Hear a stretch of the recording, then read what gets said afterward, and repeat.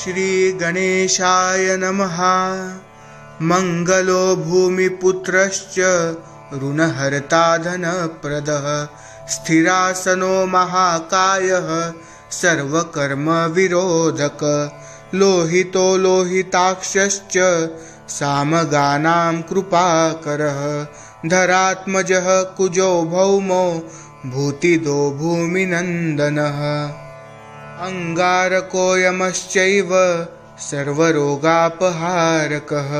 रुष्टेः कर्तापहर्ता च सर्वकामफलप्रदः एतानि कुजनामानि नित्यं यः श्रद्धया पठेत् ऋणं न जायते तस्य धनं शीघ्रं वाप्नुयात्।